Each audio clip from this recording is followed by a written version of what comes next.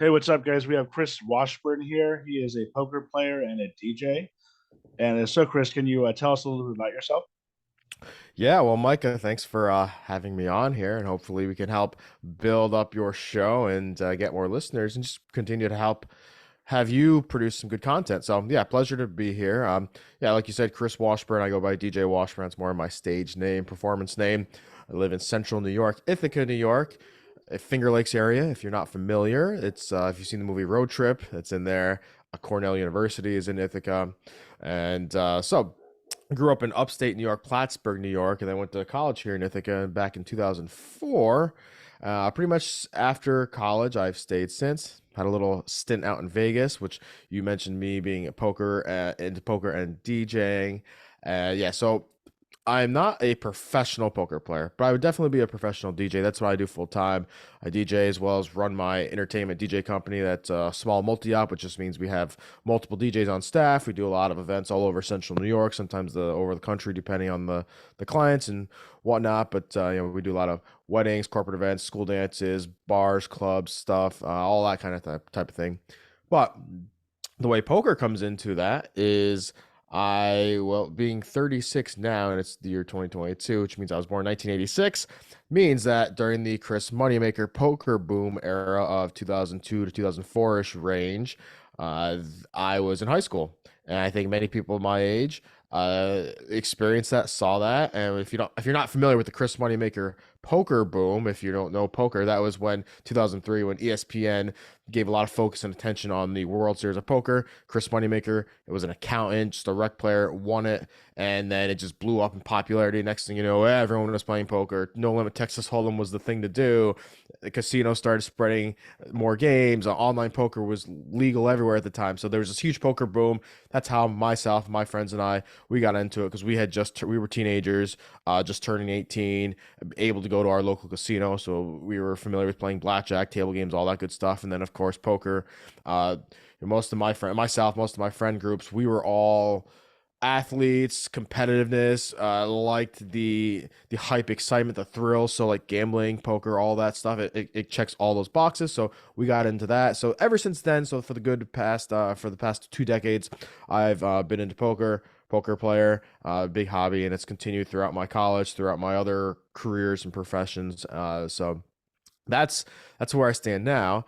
And I think the reason that I'm here talking with y'all is because Micah saw me playing at Hustler Casino Live, which is the world's best poker live stream TV show that started just over a year ago. It happens at the Hustler Casino in LA. So over the past since January, so the past 10 months, I've been playing out there regularly, flying from New York out to LA to play, and that's how Micah saw me, and I guess he enjoyed what he saw, so that's why we're here today. So that's me in a nutshell right there. Yeah, sounds good. And have you been on Live with the Bike too, or is it mainly just Hustlers Casino Yeah, good Live? question. I have not played at Live at the Bike. I've played at Hustler Casino Live, and I played one time at Texas Card House in Austin before Hustler. So, but mostly I've been pretty loyal to Hustler. I just really enjoy that. I enjoy the crew, the people there. They've been great to me, so I believe in just being loyal to them as well, and I just enjoy it. The atmosphere, like I said, the Ryan Feldman, Nick Vertucci, the rest of the staff, productions, the ones that don't steal, that is, they've been fantastic to me. So yeah, I've always gone back there. I just enjoy that, appreciate it, comfort. So yeah, that's where I've been. Yeah, and how did you end up on that one? Like, did you know Ryan Feldman or something, or Sure, good question. And no, I didn't know any of those people other than just watching them at Live at the Bike, like probably you and a lot of these listeners have over the past few years.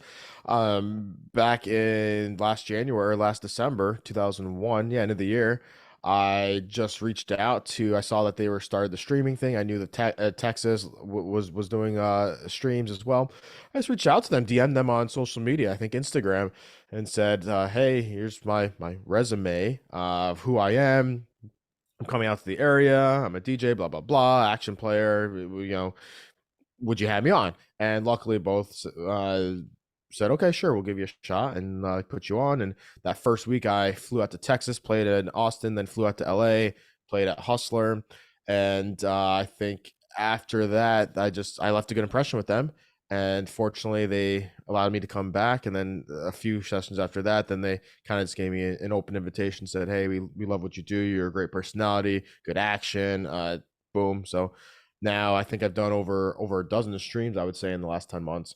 And yeah, it just feels like it's second home. So yeah, that's how I got in.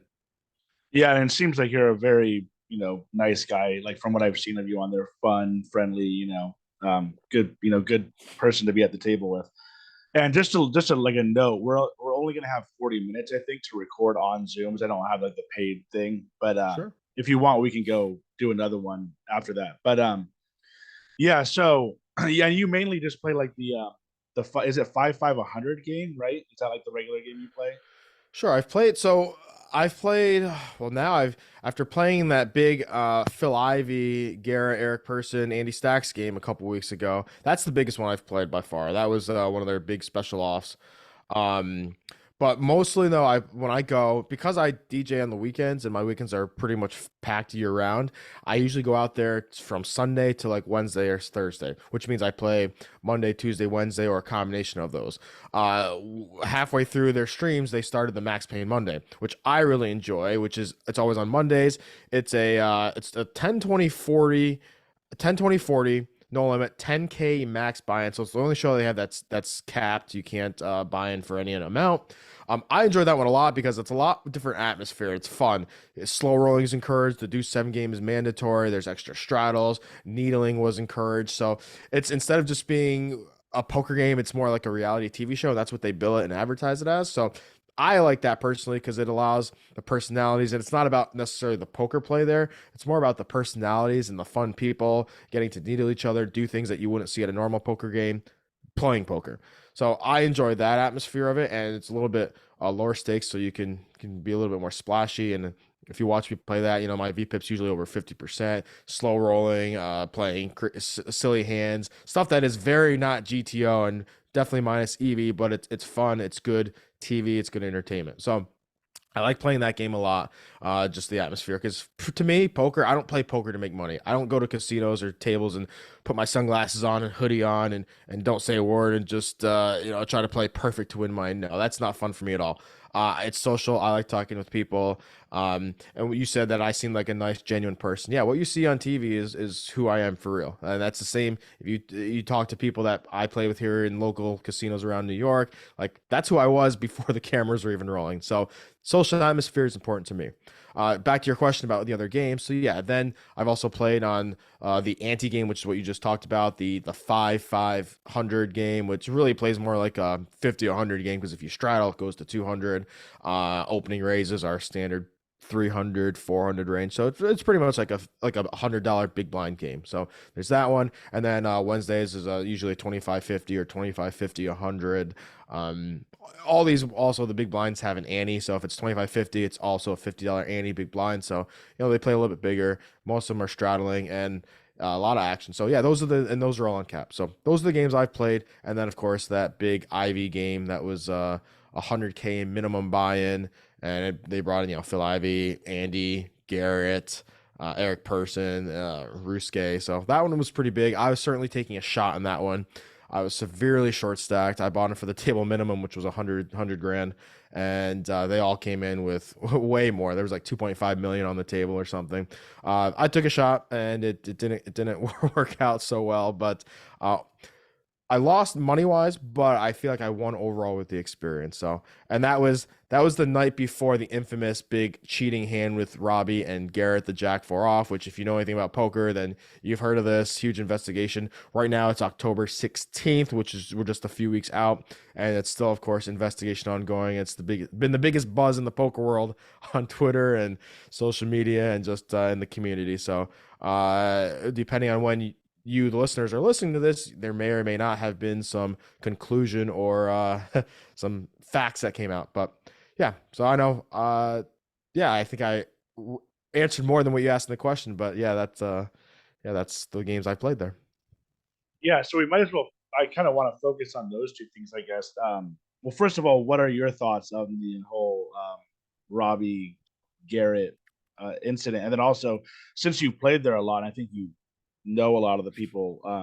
how do you think they're handling it? And what do you have you ever met the guy who supposedly, or not supposedly, he did steal the Still. $18,000 or whatever? What I mean, Yeah, that just added 15,000. a whole nother Yeah, layer to that story, man.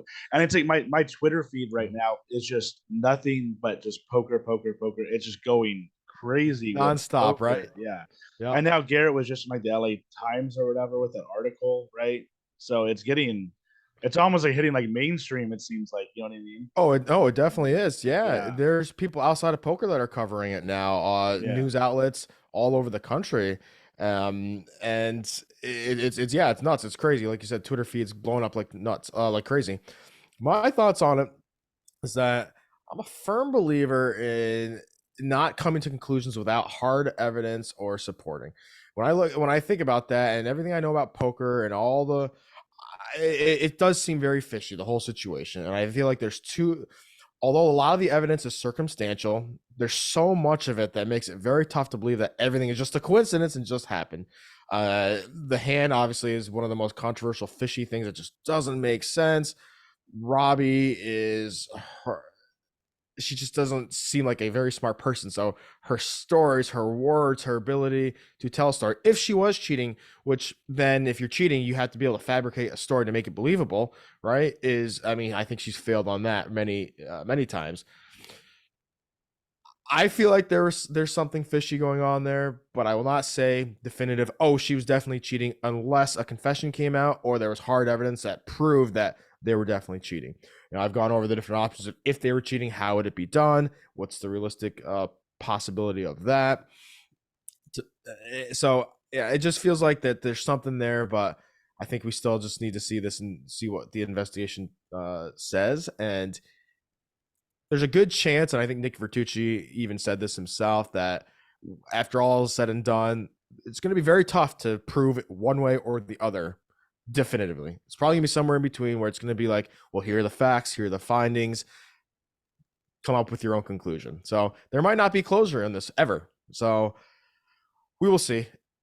Second part of that question, Brian Sags the ball. I forgot. I don't know how to say his last name. The staff employee who got caught cheating got caught stealing the $15,000 of three $5,000 chips off. I did know him. Yeah. I had many interactions with him, both in person and on social media, as I did with many of, well, pretty much all of the Hustler Casino family, all the back end people, the video production, the technical director. Yeah, I just got very friendly with them.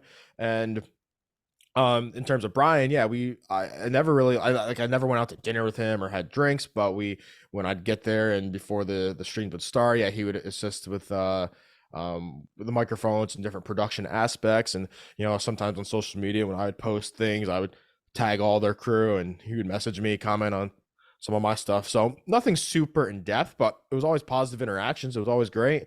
Yeah, we never really got into anything more than that, but that's my extent of relationship with Brian and what I knew about him.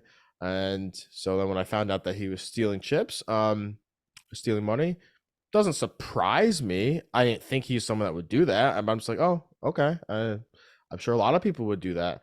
And I didn't know anything about his backstory or history about kids or financial problems or troubles with the law or motives that would want someone to cheat. But I do know that in casinos and the poker world and just life in general, people, when it comes to money, regardless of what they are facing, money is a very big motive for people to do shady shit and do things that would be breaking the law, would go against morals and integrity. And yeah, so I'm sure people steal all the time. And I would not be surprised if it comes out that this Brian kid, guy, I should say guy, well, I guess he's kind of a kid, he's younger than me, that if he was doing it more, stealing more. Because I mean, typically people that do this, when they get caught doing a crime, it's usually not their first time with something like this.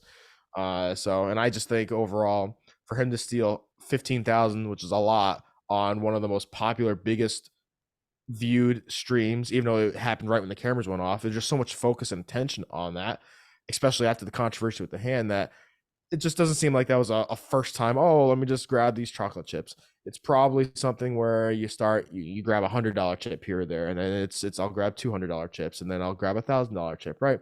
I'm not saying that's what he did, or no one's ever told me that. I was just thinking in my mind of like the progression of what criminals usually do and people that steal. And so, yeah, that's my thought there. And I don't know. I'm not gonna say that he was involved at all with this cheating. It could be a big coincidence that this all just happened at the same time. But again, we'll see what the investigation says, and it just seems fishy that so many of these things are coming together. Then you have the Bean stuff, the Nick Airball stuff, and uh, it's a lot. And I just hope we get some conclusive evidence here sometime soon. So yeah. Yeah, I don't know much about the. You said the Bean stuff or the Nick Airball stuff. I don't know too much about that. I heard about the DGAF stuff, Yeah. a little bit about that. But what's going on with the Nick Airball and the what'd you say Bean?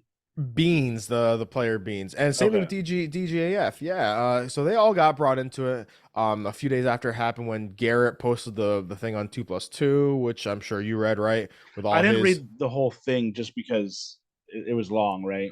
It But was I long. Yep. skimmed it. Yeah, Yeah. He talked about Robbie, he talked about that. But in it, he mentions Beans, which is the player that I played with on Max Payne Monday a couple days before the cheating thing happened. And Beans has been a regular the last few months on Max Payne Monday and playing a lot of Hustler, a fan favorite because he was high action.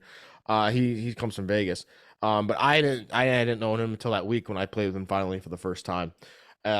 His connection to everything was he's the one that brought Robbie and the RIP Jacob Rip onto the show a few weeks before. I guess the story is he met them in at the bike or another casino or something and said, "Oh, hey, you'd be great. Let me see if I can get you on. I'll introduce you to Ryan Feldman, and you'd be great for the stream."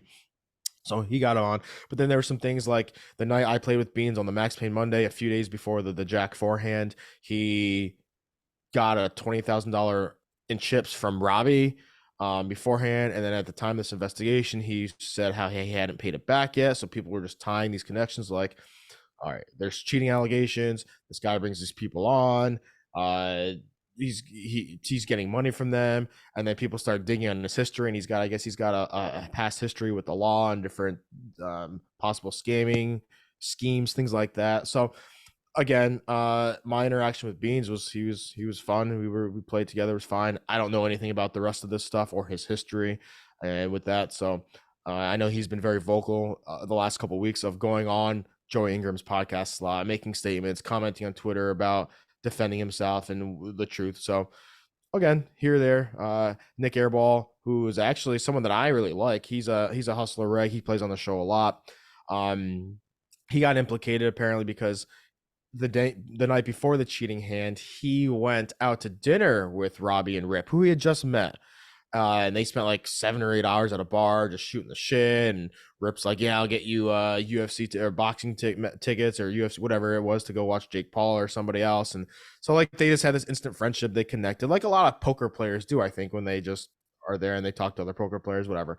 And then the day of, he gave a low 175,000 in chips at Hustler chips to Rip to help play. And this is all documented. These are facts. Uh and then he got paid back after the show. But then the whole thing of like, all right, well, who's this Nick? What's he doing here? These people he just met, spending all this time giving a very, very large sum of chips to, oh yeah, just you can go play with it, pay him back. So I believe Nick is innocent here. He did a great job of explaining everything, and I think he was just being a little too generous. But again, it's just the implications of, well, why is this person in this situation in the first half? And then DGAF, Billy's his name, someone that I respect very much, and I like a lot. I've played with him a ton now on stream. He plays every Max Payne Monday. He's got that podcast called Sessions, which is one of the most genuine, raw poker podcasts, and it is about poker, but it's a lot about his life. I don't know if any listeners ever listened to that, but it's called Sessions. It's great. So I've been following him and getting into his life for a number of months before all of this. Love the guy, and I love playing with him and battling. Like it's great on the Max Pay Monday because we can heckle each other, go after each other, and it's enjoyable. It's fun. But then people started on this witch hunt of accusing him of cheating now because he sits in the same seat every Monday that Robbie sat in, and it was just a lot of bogus stretch stuff that people were just trying to find and make these conclusions. So I think he did a good job of clearing his name. I don't think he was cheating at all.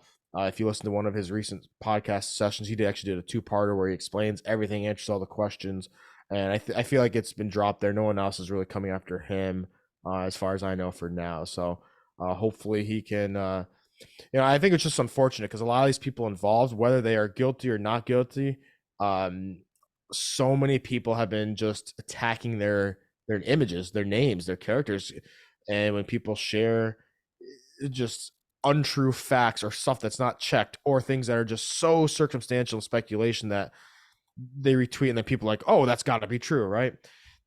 I don't know if you feel the same way, Micah, but with this investigation, seeing all the craze about it felt like a lot like the presidential election. And I hate getting into politics. I'm not a fan of that, but the comparison is very true. There was people that were so much on both sides and sharing so much untrue stuff or things that were not really or very biased, but not true facts, and that painted a different picture on both sides, right? And that's what it felt like with this. There was just a lot of stuff, and unfortunately, what that meant was that people, innocent people, or people that were getting unfairly accused of things, and just kind of a shitty situation for them. So, yeah, that's my rundown on that. Yeah, the way that I look at it is kind of like what you said in the beginning was like, you're innocent till proven guilty, and I felt like it was like an immediate kind of attack on Robbie from a lot of people, even like high name pros like Tom Dwan is like for some reason like posting a ton, and other people like him, and Yeah, it's like she's hasn't been proven guilty. For all we know, she's just some fish with a lot of money who just didn't know what she was doing. You know what I mean? And that's kind of like I personally think that she is innocent, and I also think that it looks if she's is innocent, it's going to look really bad on a lot of people who are saying that she's cheating when it's like a what second or third time on there. It just, in my opinion, it's just going to look bad. And then also with like I think there's a good aspect to Doug Polk and Matt Berkey and those types of people like going on and talking about it a lot. And even Ingram. One thing with Ingram is I think he's extremely unbiased, which is good. But like with Berkey recently saying they should shut it down, I think that's out of his lane in my opinion. Like if people know what's going on and if they're willing to go play on there, I don't know if you're going to be playing on there anytime soon, or if even if you have after the incident. But like if people are willing to go play on there with what's happened, and they're obviously even more, they're checking up on things even more now. You know what I mean? yeah. So that should just be people's choice. I don't think Berkey has the right to say, or anybody, that they should shut it down. In my opinion, I think they're going a little too hard on that. But yeah, Yeah, I agree with you there. And I'm being a poker fan. I do respect and enjoy a lot of the insights with Berkey, with Doug Polk, with Joy Ingram. I know they put a lot of time and effort into it, and I think they're all like good personalities. They're entertaining. They help deliver and get to the bottom of things, bring people on, get raw, honest things. I would agree for the most part, they're all pretty non-biased and um I think with yeah I don't with think Polk is that unbiased. I think he has some sort of you know thing he wants his. I don't know. I think he wants to get clicks in a lot of situations. But yeah, Sure. So I Berkey was for the most part is yeah. Yeah, Any I was gonna yeah say for this one, correct. I do agree. yeah They all have some. I think getting into it, yes, they all have their own motives behind. Like Berkey, he's alive. He's on the Live at the Bike opening montage, right? I think he's got some connections there. So I know that he's got a history before of kind of. Some people would say that he's talking down a hustler, or he speaks down, like trying to bring it down. Maybe it's because he's got a better tie with the bike. I know he does play at Hustler too, and he said he wants to go back. Doug Polk, certainly that he owns the Lodge, which is a competitor for the Hustler. But I feel like this investigation, the stuff he's done, has been pretty good with that, because overall here, if there's issues with streaming and safety and cheating, then it affects the whole community, right? So all the streams are definitely someone they have to come together and figure this out. Uh, and then, yeah, of course, Jory Ingram. Yeah, I do agree that they are in it also for the clicks, for the follows, for the views. So certainly there's a lot of clickbait stuff. Um, so yeah, that's how that goes. I had not played there since the incident, but I am going back in 2 weeks. So I'll be back Halloween night. I'm actually co-commentating Halloween night at Max Pay Monday, and then playing the next day, the Tuesday. So I got a couple days out to get out there, and then my wedding season here, which is the busiest time for me DJing wise, ends at the end of this month. in November, I'll be going out to Vegas a couple times for DJ conferences. So I've got a lot of travel going on in November, for conferences and whatnot. But hopefully in the winter months, early spring, I'll have more opportunities to go back to LA more, play more poker before my wedding season then ramps up again. So yeah. Okay, cool. And then in terms of the actual playing, what are some of you? You said you played with Phil Ivey and Garrett and Andy, which is those are all three huge names and Legends. Yeah, great players in the game. Yeah, I guess just speaking on that game, how was it playing with legends like that? You kind of went over it sure. a little bit. And did you bought it for 100,000, which is a lot, and then you lost and that was it, or is that Yeah. yeah? So yeah, going to that game. So the way that came about was the week before. So this was the game was on September 28th. Yeah. That Wednesday. So a few weeks before, as I always do when I plan on making my trips to LA, I talked to Ryan Feldman, one of the owners, and he's the one that puts all the lineups together. I said, "Hey, I'm coming back this week. I'd like to play Monday, Wednesday, etc." So that's what I had, and then set up already for weeks. And then the week before I was supposed to go, I saw him posted, "Oh, breaking news! Phil Ivey's coming back into town next Wednesday and Thursday for these super high stake games." And that Wednesday was the day I was supposed to play. So then I messaged him and said, "Hey, what's going on here? Can I get a seat possibly?" I mean, I was originally scheduled to play like the 25-50 game where I'd buy in for like 20, 30 grand, something in that range. So obviously playing here was going to be a bigger shot. I'd never played a game that high before. So uh a few days he's like, "Hey, let me see, I'll get back to you," because I know they were trying to put together a really strong lineup with a lot of big names. And in terms of the poker world streaming, I'm pretty low on the totem pole compared to some of the people that they were going to be bringing in. So I had to kind of just wait and see. Fortunately enough, they let me in, so I played. Yeah, it was 100K minimum buy-in. That's what I took a shot. I was going with. I had no extra rebuys. I sold some of my action. I still had the majority myself, but I did sell a little bit just to limit the risk. And of course, um, so we went in there. I knew that I was going to be short stack and that I would have to hopefully get a good run of cards. But I mean, anyone's played poker. You've seen it before. You've seen that idiot that's never played before at the 1-2 game run it up to 2,000 and be like, "What the hell is happening here?" And right, so it can happen. And even with that, I'm not a poker pro. I feel like my knowledge and skills of the game are still pretty decent, enough to certainly hold my own. I think the biggest thing was just the money aspect of it, because they all bought like Eric Person 500,000, Garrett 500,000 at least. I think he had like 800 added on pretty quickly. Andy 300, 400, something like that. Phil Ivey 300K, whatever. There was a lot on there, so I was certainly the David and the Goliath. And then yeah, early on, I knew that I was gonna have to play tight, and I've never bought into a poker game before where I was the shortest stack. Because typically, if I'm playing 1-3-2-5, 5-10, these other games, is that I'm like the Eric Person or the Garrett that's gonna try to be bullying people around and using that to my advantage and leverage. Which, so it was definitely an adjustment for me to be on the other side of it, and that's something that I haven't really practiced much at all, if ever. So got in there, didn't really get too many cards, made a couple decent plays. I felt like things were going well. Tried to pull off a pretty big bluff in a spot that I just thought would work almost every time in this guy. So I didn't even really have any big hands with any of the big studs of the game. It was more I had my biggest hands with Dustin. His name, he's like a business investor dude on Instagram. Dustin, the closer, I think is his. I never played with him before, but he must be rich. So biggest hand I had with him was $137,000 pot where I bluffed. I had Queen 8 of diamonds. I see the time is here, Mike. I see the time is stopping. Or you want to do that? I'll let my dogs in real quick, and then we can restart the recording. Oh, I can't hear you. Oh, sorry. It was on you. Can Yeah, you hear me now? I can. Okay. So if you want, we can just wrap, or do you just want to? Okay, we can just end it here. That's fine. We'll restart. So if you guys want, just come listen to the next episode. We're just gonna restart it, or I'm just gonna like stitch them two together. Yeah, I was gonna say that'd be easiest. Yep. All right, sounds good. I'll Restart. Give me 15 seconds to let my dogs in. and then I'll just resend the link. Yep. Okay.